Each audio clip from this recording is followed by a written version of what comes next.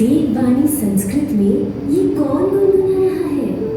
ये स्वर गंधर्वराज विश्वावसु की पुत्री व महाराज ऋतुध्वज की पत्नी महारानी मदालसा का है। ओह, वो क्या गा रही है और उसका अर्थ क्या है? महारानी मदालसा अपने शिशु को ब्रह्मज्ञान की लोरी सुना रही है। वो कह रही है, हे तात, तू शुद्ध आत्मा है, तेरा कोई नाम नहीं है। ये कल्पित नाम तो तुझे अभी मिला है। ये शरीर भी 5 भूतों से बना हुआ है। न ये तेरा है न तू इसका है, तो फिर तू किस लिए रो रहा है? सावधान, महाराज ऋतुध्वज पधार रहे हैं। महारानी, महारानी। प्रणाम महाराज, पधारिए।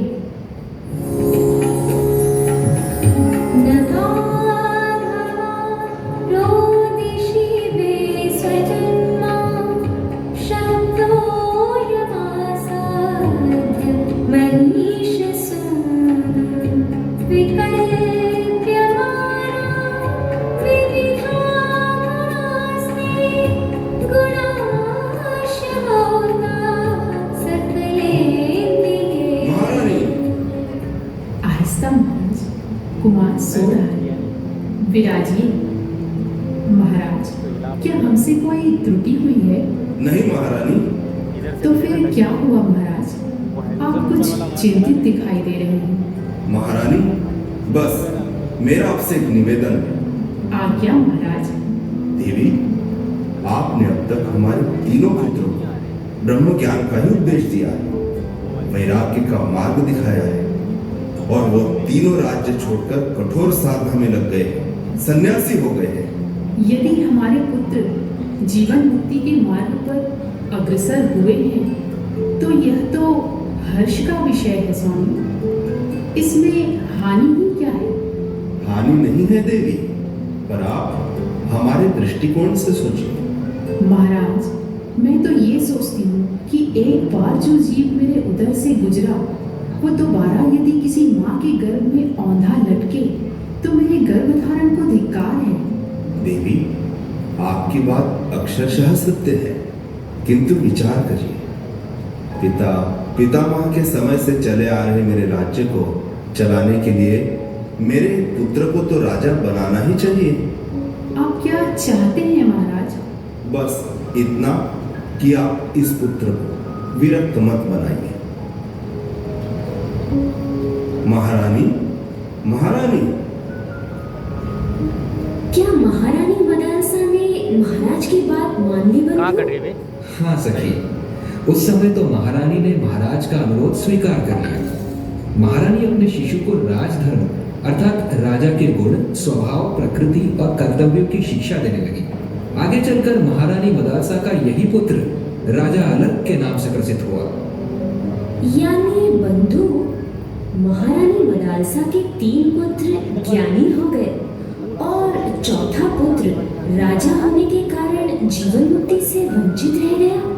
नहीं सखी, महारानी मदालसा एक ब्रह्मनिष्ठ महापुरुष की शिष्या थी और स्वयं भी ज्ञानवान थी। वो युक्ति से मुक्ति के रहस्य को समझती थी।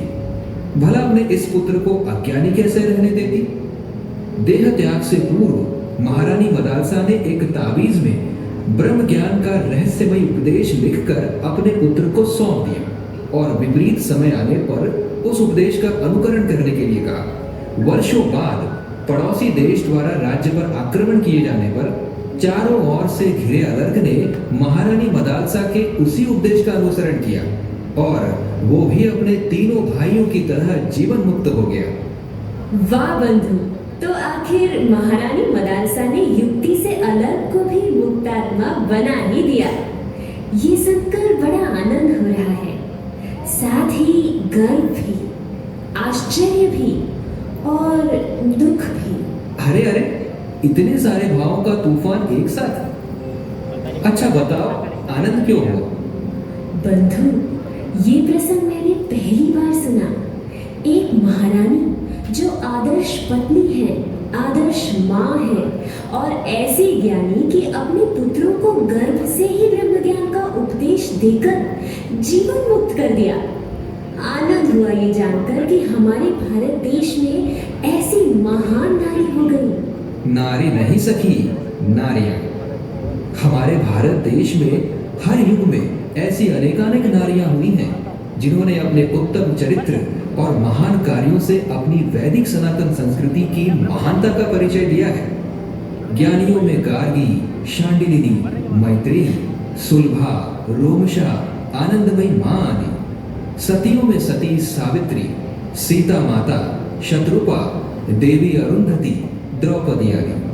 भक्तिमती मीराबाई, शबरी, वेणाबाई, सहजोबाई, जनाबाई आदि। वीरांगनाओं में महारानी लक्ष्मीबाई, किरण देवी, सोनबा आदि। और महान माताओं में महारानी मदालसा, माता अंजना, सीता माता, जीजा माता और माता भुवनेश्वरी देवी आदि। क्या इस घोर कलयुग में भी ऐसी कोई नारी हुई है बंधु? अवश्य हुई है सखी। भारत भूमि में सिंधु नदी के तट पर नवाब जिले के बेरानी गांव में एक महान संत माता मां महंगीबाजी, जिन्होंने इस घोर कलिकाल में प्रातः स्मरणीय, संध्या वंदनीय, युग पुरुष, ब्रह्मनिष्ठ संत श्री आशा राम जी बापू जैसे लोक संत को अपने गर्भ से अवतरित किया। उन्होंने समस्त मानव जाति पर बहुत बड़ा उपकार किया है। माता महंगीबाजी ने कपिल मुनि की माता देवहूति की तरह अपने ही पुत्र को गुरु रूप में स्वीकार किया, उनसे आत्मज्ञान पाया और हमारे पौराणिक इतिहास को एक बार फिर दोहराकर हमारे सामने आदर्श के रूप में साकार किया। धन्य है मां महंगीबाजी। अच्छा बताओ कि तुम्हें गर्व क्यों हुआ था? मुझे गर्व है बंधु कि ऐसी भारत भूमि में जन्म लेने का सौभाग्य मुझे मिला, जहाँ के कण कण से आत्मज्ञान की सौंधी सौंधी खुशबू आती है, जहाँ गुरु की परंपरा तो अपने शिष्यों को पूर्णता की ओर लेकर जाती ही है, साथ ही साथ जन्म देने वाली माताएं भी पुत्र मोह का त्याग कर ब्रह्म ज्ञान की डोलियां सुनाकर अपने पुत्रों को मुक्तात्मा बनाने का सामर्थ्य रखती है।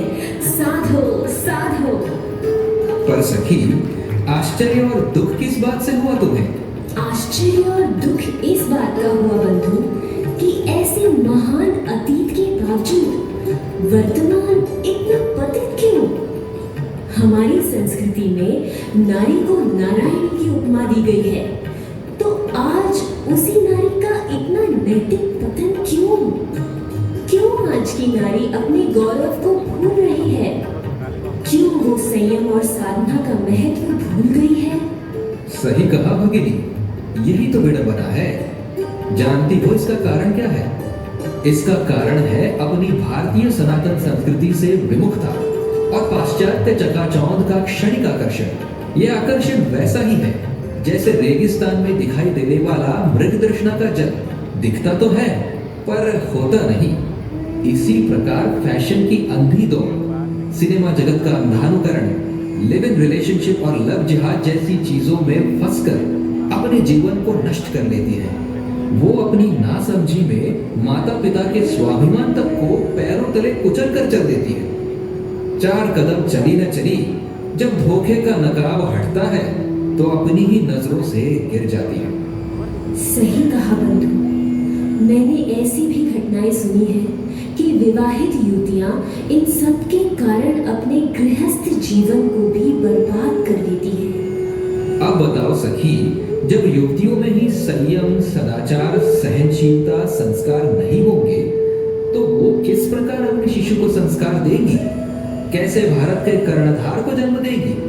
हाँ बंधु, ऐसे में हमारे भारत देश का भविष्य तो अंधकार में हो जाएगा।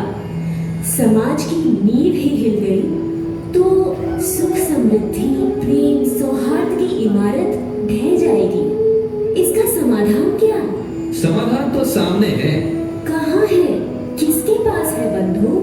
ऐसी समस्याओं का समाधान हमारे देश के संतों महापुरुषों के पास ही होता है, जो अनादिकाल से अंधकार में जाते हुए समाज को सही दिशा दिखाते आए हैं। और आज भी हमारे सद्गुरुदेव ब्रह्मनिष्ठ महापुरुष पूज्य संत श्री आशाराम जी बापू दिशा विहीन नारी को सही दिशा दिखाने उसे पुनः अपने अतीत गौरव की याद दिलाने के लिए पिछले 50 से भी अधिक वर्षों से अविरत प्रयास कर रहे हैं। ऐसे घोर कलिकाल में भी महिला आश्रमों की स्थापना की, महिला उत्थान मंडलों का गठन किया, दिव्य शिशु गर्भ संस्कार और तेजस्विनी अभियान जैसे सेवा प्रकल्प चलाए, गर्भपात व सिजेरियन डिलीवरी से सावधान व्यसन मुक्ति अभियान जैसे अभियान चलाए, भ्रम में पड़कर पर की ओर बढ़ रही नारी शक्ति को स्वयं की ओर ले जाने के लिए चले स्व की ओर शिविरों का आयोजन करवा रहे हैं। महिला उत्थान मंडल, व्यसन मुक्ति अभियान,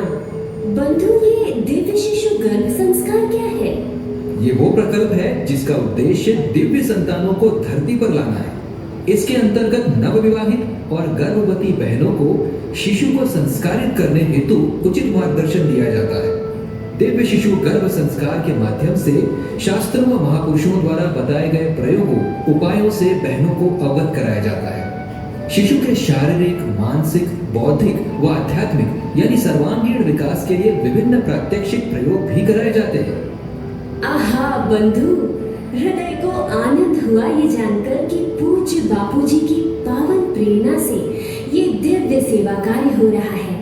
हमारा यही आह्वान है कि भारत की हर माता मां मदालसा जी का अनुसरण कर अपनी संतानों को दिव्य संस्कारों से ओतप्रोत करे। ये संकल्प करे कि संस्कारों की धरती को फिर से हम महकाएंगे, संतानों की दिव्य धरोहर पुनः इसे लौटाएंगे। विश्व गुरु हो भारत प्यारा, संकल्प यही दोहराएंगे, ब्रह्म ज्ञान का संबल लेकर आगे बढ़ते जाएंगे। शत शत नमन है ऐसे महापुरुष को जिन्होंने हमें इतना सुंदर मार्ग दिखाया।